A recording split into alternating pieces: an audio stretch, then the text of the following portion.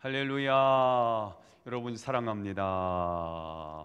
사랑합니다. 사랑합니다. 오늘도 말씀에 집중하는 시간이 되기를 바라고요. 오늘 조는 분이 하나도 없이 아멘 소리는 크게, 마음의 문은 활짝 여시고 오늘도 하나님 말씀에 집중하시고 은혜 받는 복된 시간이 될 수 있기를 예수님의 이름으로 축원합니다. 아멘. 자, 오늘은 종교개혁 506주년을 기념하는 주일입니다. 1517년 마틴 루터는 비텐베르크 성체 북문에 캐톨릭의 부정과 부패를 지적하는 95개의 반박문을 게시하면서 종교개혁이 시작됐습니다. 종교개혁은 한마디로 본질로 돌아가는 운동입니다. 근본으로 돌아가는 운동입니다. 처음으로 돌아가는 운동입니다. 5가지 종교개혁의 강령이 있습니다. 오직 성경으로 돌아가자는 거예요. 당신은 라틴어로 성경을 다 번역을 해서, 보통 사람들은 라틴어를 모르기 때문에 성경을 읽을 수가 없었습니다. 사제들 가운데도 라틴어를 못하는 사제들은 키리오 장성곡 정도만 아는 정도지 성경을 잘 모르고 집례를 했다고 할 정도로 성경이 없었습니다. 성경을 몰랐습니다. 성경에서 너무 벗어났습니다. 그래서 오직 성경, 오직 하나님의 말씀으로 돌아가는 운동, 오직 예수 그리스도로 돌아가는 운동, 믿음입니다. 선행으로 착한 일을 통해서 도를 닦으면서 구원을 받으려고 했습니다. 우리의 죄는 우리가 씻을 수가 없습니다. 억만 가지 죄악을 가지고 있는데 이 죄를 우리가 어떻게 죄를 씻어낼 수 있습니까? 오직 하나님이 독생자 예수 그리스도를 우리에게 보내주시고 그에게 우리의 모든 죄를 다 뒤집어 씌우고 그분이 우리 대신, 우리가 죽어야 되는데 그분이 대신 죽으면서 죄를 해결해 주시면서 이 사실을 믿으면 구원을 받는다고 말씀했습니다. 선행이 아니고 오직 믿음으로 구원을 받는 것이고요. 구원은 우리의 노력으로 얻는 것이 아니라 하나님의 은혜로 받는다는 거예요. 그래서 오직 믿음, 오직 은혜입니다. 그리고 영광은 누가 받으셔야 되느냐? 오직 하나님만이 영광을 받으셔야 된다는 거예요. 본질로 돌아가는 운동입니다. 근본으로 돌아가는 운동입니다.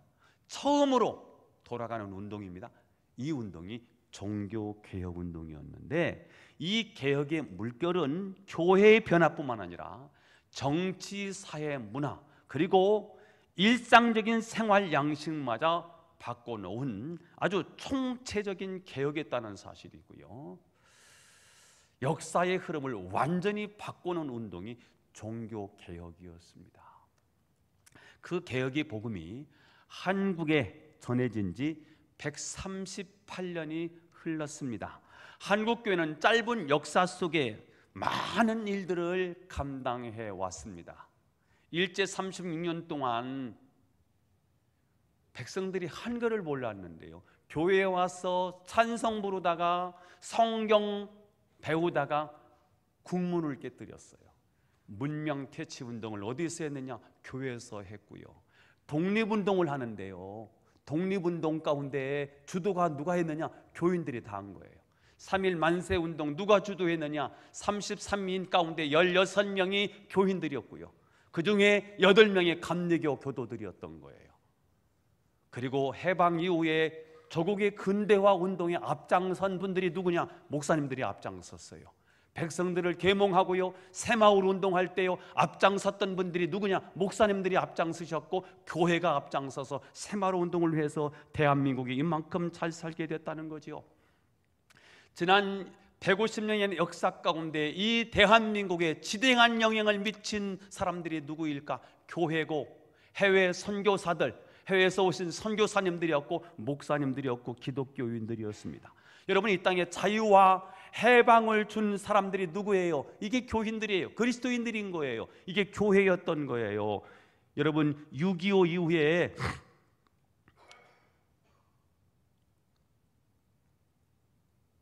구조물자를 준 사람들이 누군지 아세요?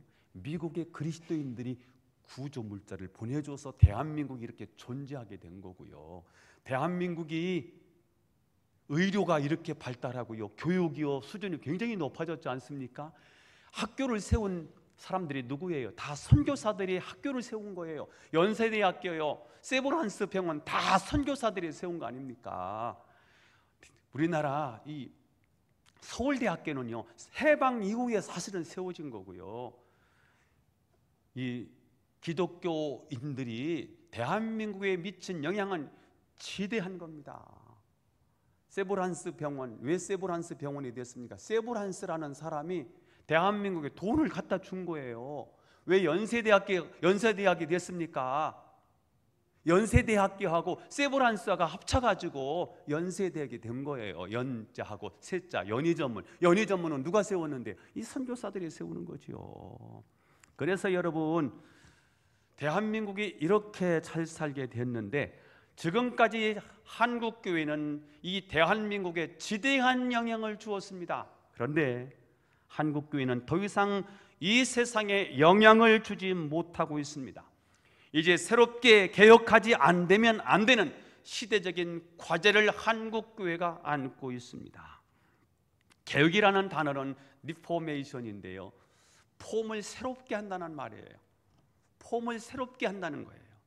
여러분, 폼을 새롭게 하는 일, 개혁한다는 것, 뭔가를 새롭게 한다고 하는 것은 쉽지가 않아요. 고통을 수반해야 합니다. 때로는 움켜쥔 것들을 내려놔야 합니다. 내가 가지고 있었던 모든 기득권을 어떤 때는 포기해야 새로운 변화가 시작이 됩니다. 개혁은 그만큼 어렵지만 그럼에도 불구하고 반드시 해야 하는 것이 개혁이지요. 변화를 시도하지 않으면 공동체는 썩고 부패하기 때문에 계속해서 변하고 개혁해야 된다는 것입니다. 자, 오늘 본문은 종교개혁을 단행함으로 나라를 살린 요시야 왕에 대한 이야기가 기록되어 있습니다. 이미 그의 조부 므낫세는 유다 나라를 우상천지로 만들어 버렸습니다. 유다라는 나라가 돈을 벌려고 하면 다른 나라와 교류를 해야 되는데, 다른 나라와 교류하려고 하면 그들이 섬기는 신을 받아들여야만 했습니다. 자, 그런데 므낫세 왕은 정치인이란 말이에요. 백성들이 무엇을 좋아하나 봤더니 하나님의 백성들임에도 불구하고 돈을 좋아하고 부자가 되는 것을 원하는 것을 알았습니다. 신앙을 팔아먹을지라도, 하나님을 없인 여길지라도 부자가 되는 것을 백성들이 좋아한다는 사실을 알고 인기 정책, 포퓰리즘 정책을 펼치게 됐습니다. 지금 대한민국의 포퓰리즘 이 정책이 굉장히 무서워요. 포퓰리즘이 뭐냐면 인기예요, 인기. 백성들이 좋아하는 것을 다 주는 거예요. 달라면 돈 다 주는 거예요. 인기 정책이에요. 동성애를 원하는 사람이 누가 있을까요? 얼마나 될까요? 여자와 남자가 결혼해야 되는 게 정상이라는 걸 대부분은 알 거예요. 여자와 여자가 결혼하고 남자와 남자가 결혼하는 거예요. 이거 대부분의 많은 사람들은 원하지 않을 거예요. 그런데 정치인들은 표를 계산한단 말이에요. 표가 된다고 하니까 그것을 입법화해서 동성애를 합법으로 만들어 버리려고 하는 거예요. 안 됩니다. 여기에 교인들도 쏘가 넘어가더라고요. 안 됩니다. 이슬람 경제에 물꼬를 트는데 지금 이슬람이 특별히 사우디가 큰 역할을 할 거예요. 이번에도 교류를 했는데, 교류하는 건 좋아요. 무역하는 거 좋습니다. 이번에도 많은 아마 돈벌이를 하고 아마 윤 대통령이 돌아왔을 것 같은데 좋아요. 그러나 그들을 받아들일 수는 없어요. 이민 정책, 프랑스가 하도 아이를 안 낳으니까 어쩔 수 없어서 이민 정책, 다른 나라의 국민들을 받아들이면서 이 노동 문제를 해결을 했거든요. 이슬람을 받아들인 거예요. 정치를 잘했다고 했는데 웬걸요? 지금 프랑스의 골머리가 뭐예요? 이슬람이에요. 모든 사고, 사건 배후에는 다 이슬람 애들이 있는 거예요. 돈이 된다면 그냥 무조건 수용하는 게 아니에요. 지금 포퓰리즘이 가장 문제 아니에요. 인기 정책이에요. 백성들이 원하면 다 퍼주는 거예요. 그래서 므낫세는 선지자의 눈으로 보면 정말 악한 왕이고요. 그러나 유다 백성들의 입장에서 보면 정말로 최고로 인기 있는 왕이었습니다. 왜냐하면 부자 되게 해줬으니까요. 먹고 살게 해줬으니까요. 그러나 여러분, 유다는 아주 중요한 것을 잃어버립니다. 그것은 만복의 근원이 되시는 하나님, 그분을 잃어버렸다는 사실입니다. 사실 우상은 아무것도 아니에요. 나무 돌이에요. 부적이 뭔가 했더니요, 제가 열어보고요. 제가 제주에서 목회를 하면서요, 예수 믿는다고 하면 가장 먼저 하는 일이 뭐냐면 가서 부적을 뜯어내는 일이거든요. 부적이 별곳에 다 숨겨놨더만요. 이불 속에도 숨겨놓고 버개 속에 숨겨놓고요. 또 갖다 다닥다닥 붙여놓고요. 주머니 속에도 다 갖다 놓고요. 어떤 때는 사업을 하는데 막 많은 부적을 가져왔어요. 자꾸 문제가 생기니까 목사님, 내가 이게 마지막입니다 하고 가져왔어요. 다 열어보니까 뭐였는지 아세요? 돌돌 말고 끝까지 말아서 보니까 요만한 거 종이 쪽지 하나, 거기다가 물감 들여놨더라고요. 제가요, 부적이 뭔지를 알았어요. 신주단지처럼 못 쓰는 그 사업의 부적이 뭔지를 알았어요. 그게요, 아무것도 아니에요. 별것도 아니야. 그냥 종이 쪽지에다가 글씨 몇 가지 이렇게, 글씨도 아니에요. 뭘 이렇게 써놨더라고요. 그런데 여러분, 별것도 아닌데, 그러나 이것이 유다 백성들에게는 아주 심각한 문제였습니다. 왜냐하면 우상은, 미신은요, 왜 기독교에서 안 된다고 말하느냐면 이것은 하나님의 은혜와 축복, 하나님의 능력을 마비시키는 거기 때문에 우상 숭배는 안 된다는 거예요. 하나님의 능력은 어마어마하고요, 무궁무진하지만 우상이 있는 곳에는 하나님은 능력을 전혀 발휘하지 않으시겠다는 거예요. 이렇게 그 아들 므낫세의 아들이 암몬인데요, 암몬에 이어서 2대에 걸쳐서 지독하게 우상 숭배를 하니까 유다는 영적으로 완전히 무너져 있었습니다. 하나님의 심판이 눈앞에 있었어요. 이런 상태에서 요시야가 불과 8살의 왕이 되었으니 그가 무슨 일을 할 수 있었겠습니까? 그런데 놀랍게도 그가 어린 나이임에도 불구하고 종교개혁을 단행함으로 예루살렘의 부흥을 가져왔다는 거예요. 오늘 저와 여러분에게도요, 종교개혁을 단행하면서 하나님보다 더 사랑하는 게 우상인데 우상을 다 무너뜨리고 여러분 속에 하나님으로 충만하셔서 예루살렘의 부흥이 일어났던 것처럼 여러분의 심령에도 새로운 부흥이 일어나게 되기를 예수님의 이름으로 축원합니다. 자, 오늘 2가지 얘기를 할 건데 첫 번째입니다. 자, 그러면 요시야의 종교개혁은 무엇이었을까? 따라서 해보겠습니다. 그는 무너진 성전의 기능을 회복시켰다. 그는 무너진 성전의 기능을 회복시켰다. 성전의 기능, 성전이 해야 될 기능이 있지요. 그게 무너져 있었어요. 그러니 하나님이 오실 수가 없지요. 므낫세의 뒤를 이어 왕이 된 므낫세의 아들 아몬이 통치 2년 만에 암살을 당하고요. 그리고는 그 뒤를 이어서 암몬의 아들이 요시야인데 요시야가 8살의 왕이 되었습니다. 1절 2절을 읽어보겠습니다. 1절 2절 시작. 요시야가 왕위에 오를 때 나이가 8세라. 예루살렘에서 31년간 다스리니라. 그의 어머니의 이름은 여디다요 보스갓 아다야의 딸이더라. 요시야가 여호와 보시기에 정직히 행하며 그의 조상 다윗의 모든 길로 행하고 좌우로 치우치지 아니하였더라. 자, 요시야가 8살이에요. 정말 철없는 어린 아이잖아요. 왕이 된 거예요. 8살에 무슨 오늘 1절 2절 나이가 8세. 자, 그 다음에 여호와 보시기에 정직히 행하며, 정직히 행했다는 말이 뭐예요? 주님의 뜻대로 정치를 했다는 거예요. 다윗의 모든 길로 행했대요. 자루나 우루나 치우치지 않는 일이 굉장히 어려워요. 지금 신하들이 이렇게 하시옵소서, 저렇게 하시옵소서, 좌가 있고 우가 있는데요, 이것을 바로잡는 일이 굉장히 어려워요. 자, 그런데 어린 나이임에도 불구하고 정직히 할 수 있었던 이유가 뭘까? 그것은 그의 엄마예요. 그의 어머니 이름은 누구지요? 여디다예요. 여디다의 성전 중심의 교육이 있었어요.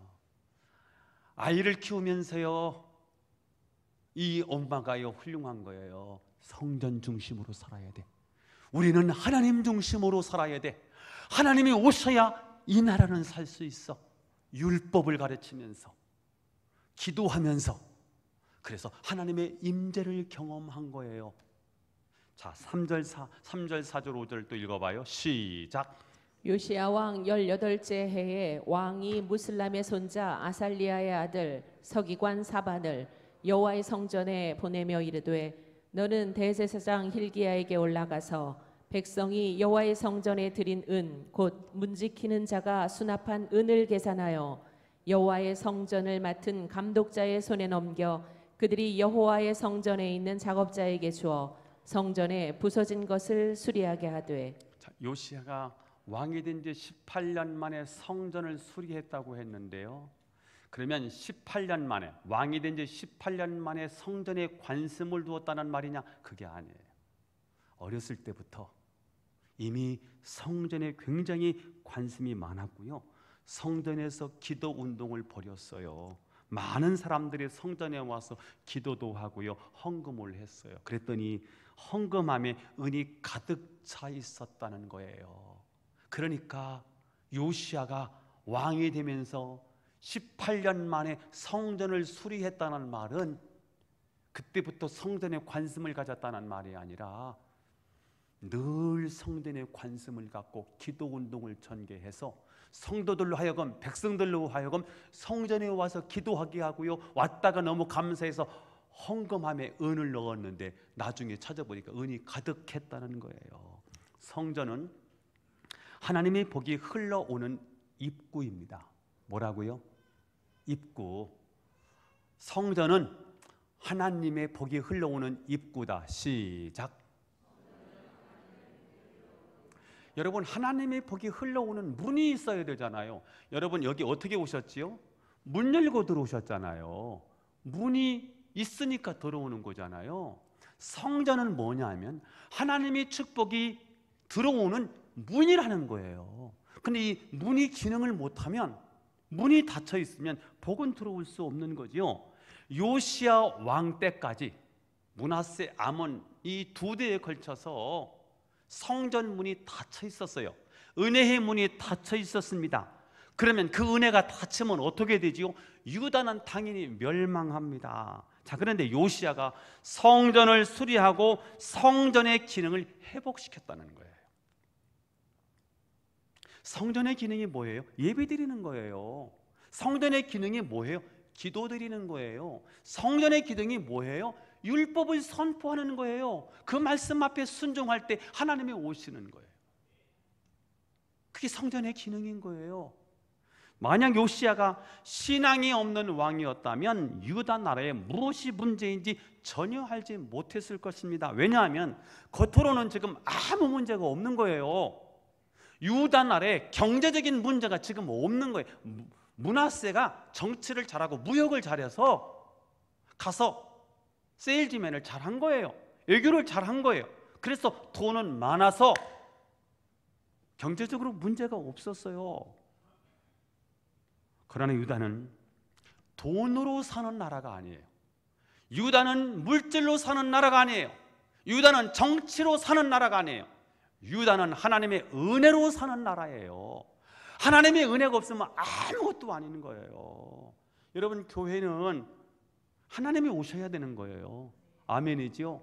교회는 하나님이 오셔야 되는 거예요. 우리가 예배드리는데 이 자리에 하나님 와 계실까요? 안 와 계실까요? 와 계시지. 그런데 여기 와 계신데 내 마음의 문을 열지 않으면 나하고는 또 상관이 없어. 옆에 김 집사님은 은혜가 되고 김 집사님은 하나님의 은혜가 막 흘러가는데요, 나는 문을 닫고 있어요. 여러분, 솥뚜껑 닫아놓고 물을 부으면 그 솥에 물이 들어가요, 안 들어가요? 안 들어가지요. 솥뚜껑을 열어야 물이 들어가겠죠. 오늘 마음의 문을 닫았는데 하나님이 오실까요? 안 오실까요? 안 오시지요. 문을 닫아 놓은 사람은 문을 열어야 되겠지요. 마음의 문을 여세요. 마음의 문을 여시고요, 하나님이 들어오셔야 되는 거예요. 하나님이 오셔서 보이지 않지만 영으로 오셔서 우리를 다스리실 때 그게 축복이 되는 것입니다. 목사는 하나님 없으면 목사는 없는 거지요. 하나님과의 관계가 두절이 됐다, 목사는 의미가 없는 거지요.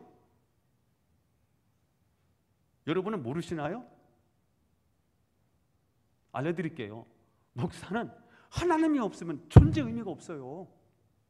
여러분, 우리 그리스도인들이 그런 거예요. 저만 그런 게 아니고 우리 그리스도인들에게는 하나님이 없으면, 내 삶 속에 하나님이 존재하지 않는다면 그건 뭐냐고요. 아무 의미가 없는 거지요. 하나님이 오셔야 되는 거지요. 만일 유다의 성전 입구가 막혀서 은혜가 공급되지 않는다면 나라가 아무리 부강하고 돈을 많이 벌어도 실제로는 영적으로 죽은 것입니다. 여러분, 북이스라엘이 이미 그것을 경험했거든요. 북이스라엘은 유다, 북쪽은 북이스라엘이라고 부르고요, 남쪽은 남유다라고 말해요. 이스라엘이 나눠진 거예요. 우리나라 남북에 나눠진 것처럼 이스라엘도 나눠졌어요. 남쪽은 남유다예요. 2지파고요. 북쪽은 10지파예요. 12지파가 나눠졌는데 남쪽에 비해서 북쪽이 5배가 큰 나라예요. 땅덩어리도요 한 2배 정도는 클 거예요. 남쪽보다는 북쪽이 더 커요. 그리고 남쪽보다 북쪽이 더 비옥해요. 북쪽은 갈릴리 호수가 있어요. 남쪽은요 거의 네게부 지역이라고 해서 사막이고 아주 박토이거든요. 그런데 북쪽은 그렇게 돈도 많고 부강했던 나라인데요, 아수르가 쳐들어왔는데요, 그 나라를 지킬 수 있는 신앙이 없으니까 그냥 무너졌어요. 그래서 BC 722년에 그냥 아수르한테 무너지는데, 그때 남쪽에서 정치하던 왕이 누구냐면 히스기야 왕이거든요. 그런데 히스기야가 통치할 때는 그 군대가 예루살렘을 에워쌌어요. 항복하라는 거예요. 그런데 그 다음 날 하룻밤 사이 어떤 일이 벌어지느냐면, 예루살렘을 에워싼 18만 5천 명이 다 송장이 돼버리고요, 그들이 죽고 그들이 결국은 퇴각해버리고 말아요. 어떻게 이런 일이 벌어질 수 있었을까요? 히스기야 시대에는 아직 성전 기능이 살아있어서 눈물의 기도가 있었고요, 하나님 앞에 거룩한 예배가 있었기 때문에 하나님이 이 나라를 지켜주셨다는 거예요. 여러분, 제가 이번에 자료를 보니까 1960년도에 정말 우리나라 못 살았잖아요. 북한이 우리나라보다 1.5배를 잘 살았더라고요. 그리고 이제 시간이 흘러서 지금은 몇 배로 우리나라가 더 잘 사느냐면 북한보다 10배가 아니고요, 20몇 배로 잘 살더라고요. 인공위성에서 보면 남한하고 북한이 딱 나눠져요.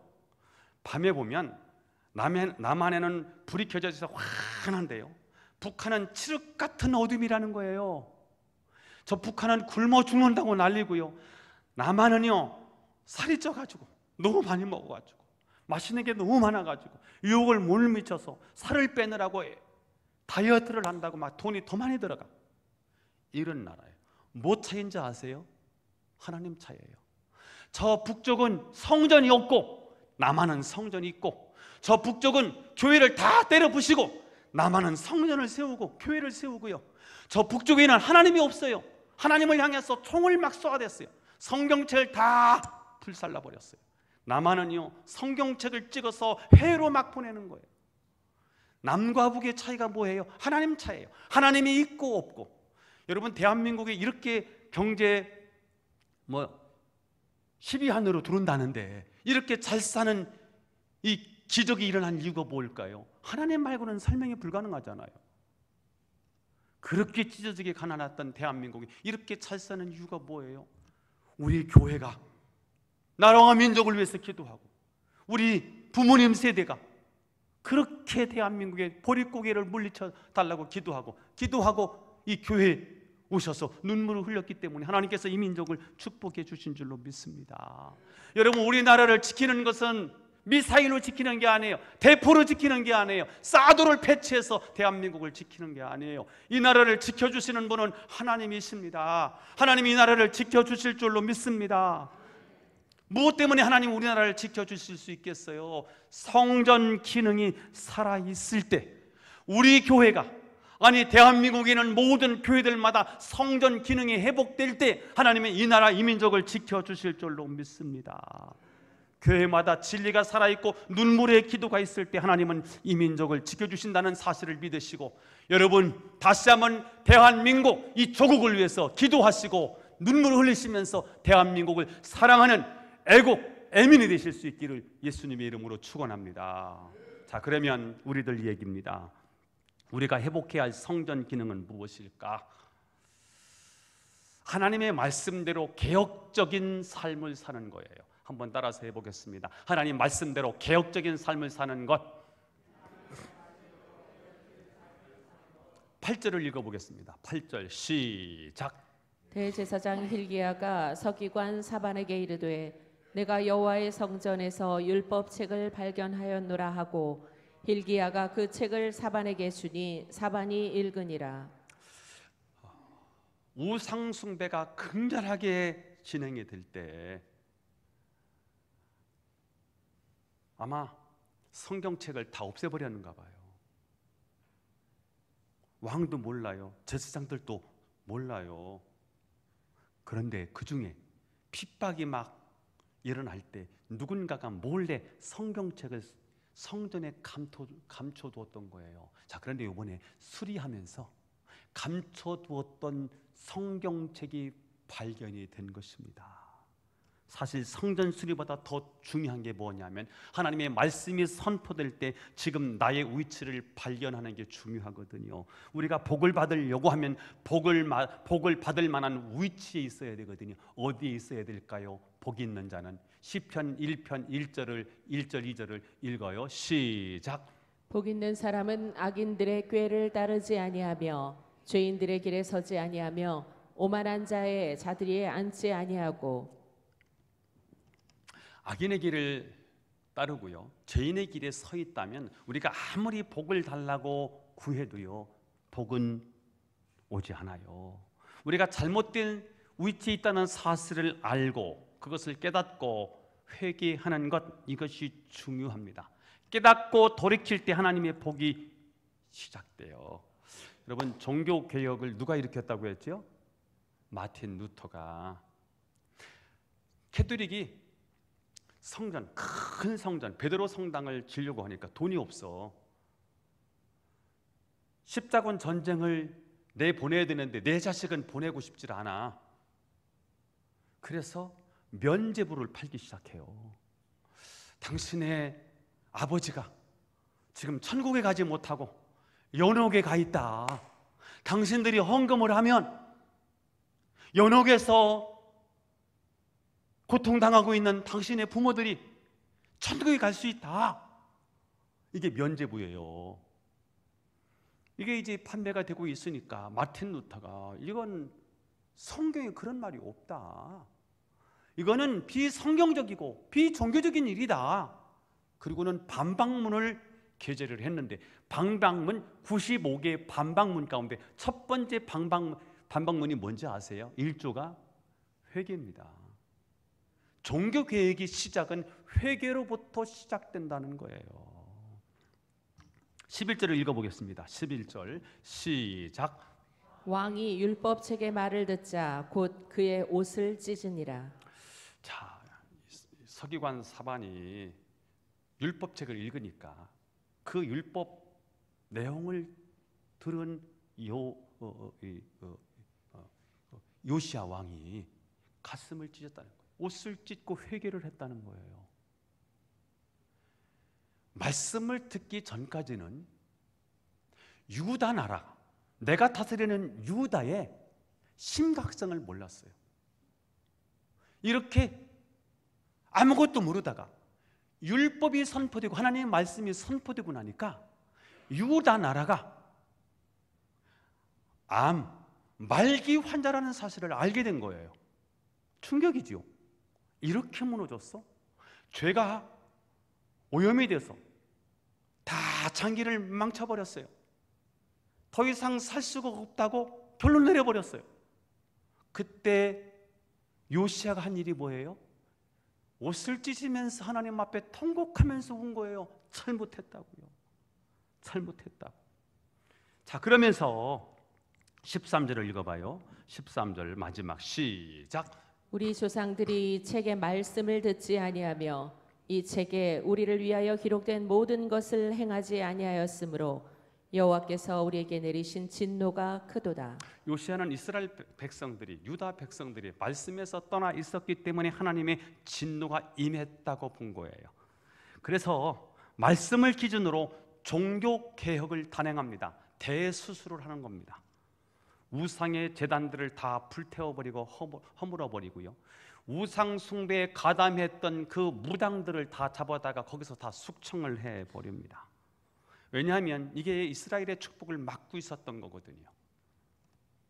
그때 비로소 유다는 다시 하나님의 임재가 시작이 됩니다. 드디어 성전에서 성령의 생수가 흐르기 시작했습니다.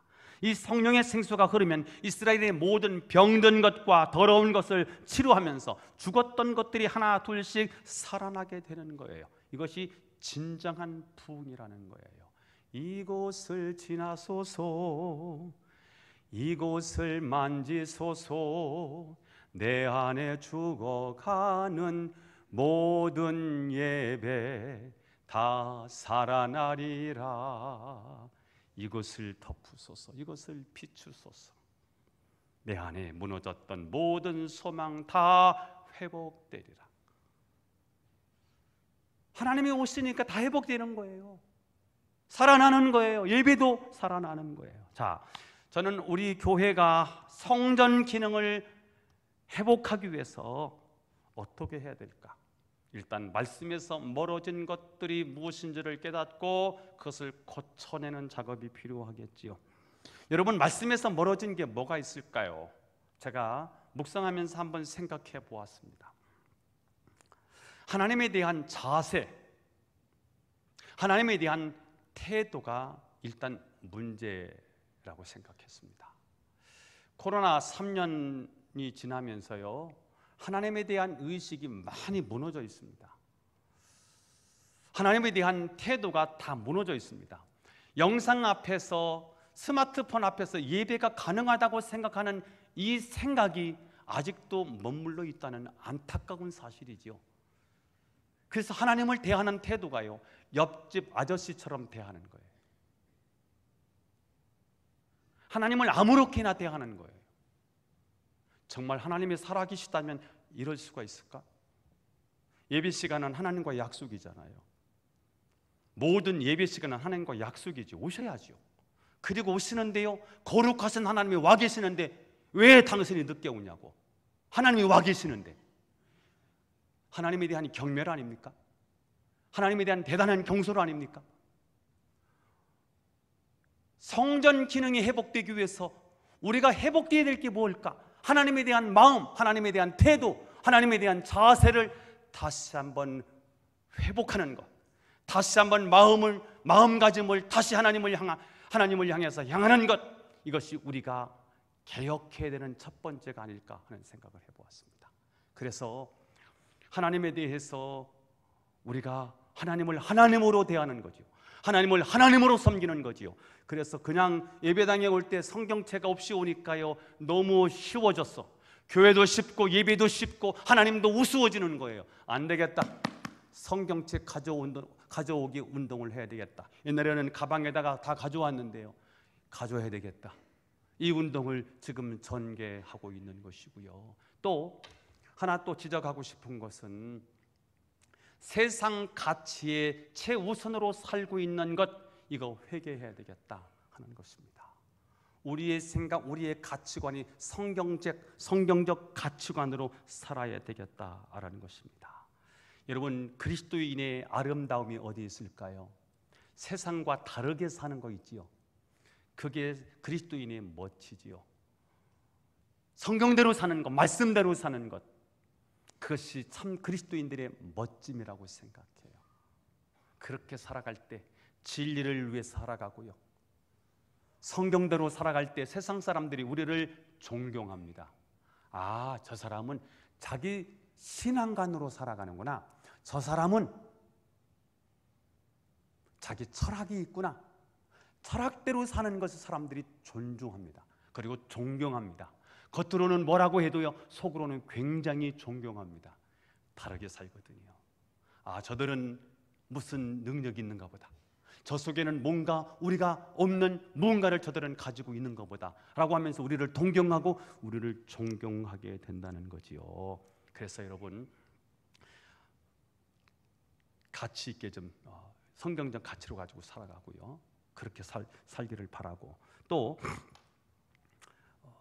예배를 좀 회복했으면 좋겠는데, 일찍오기, 앞자리에 앉기, 토요일 날 밤 늦게까지 TV 보고 사람들 만나가지고 피곤한 그 마음 가지고 오지 마시고 토요일 날 일찍 주무시기, 그리고 세상의 컨디션을 가지고 하나님 앞에 나오기, 그래야 하나님의 은혜는 여기에 임하니까.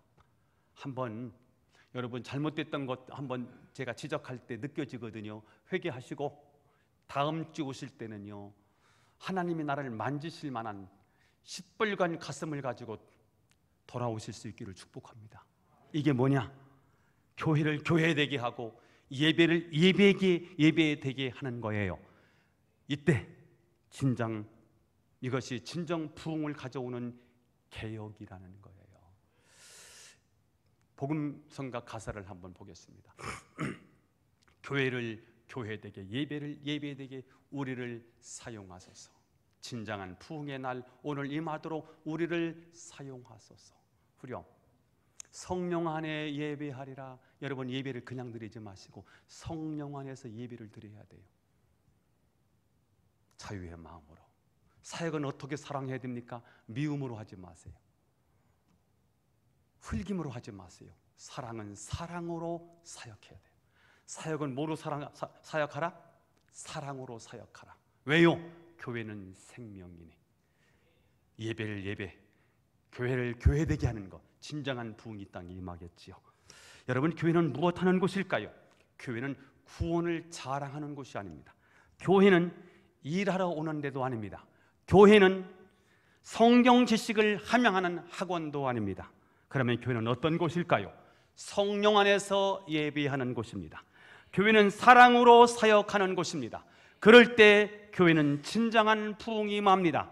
그때 우리는 세상의 소금과 빛이 될 수 있습니다. 우리가 빛과 소금이 될 때 가정이 회복되고 사회가 아름다워지고 국가가 아름다워지는 것입니다. 저는 여러분이 개혁적인 삶을 통해서 성전 기능이 회복되므로 하나님 나라에 귀하게 쓰임받는 일꾼이 저와 여러분이 될 수 있기를 축원합니다. 기도하겠습니다. 하나님 아버지, 우리를 사랑해 주시고 말씀을 들려주셔서 감사합니다. 종교개혁, 하나님 506주년을 맞았는데 오늘 시대 우리도 요시야처럼 성전 기능이 회복되도록 역사하여 주옵소서. 예수님의 이름으로 기도하옵나이다. 아멘.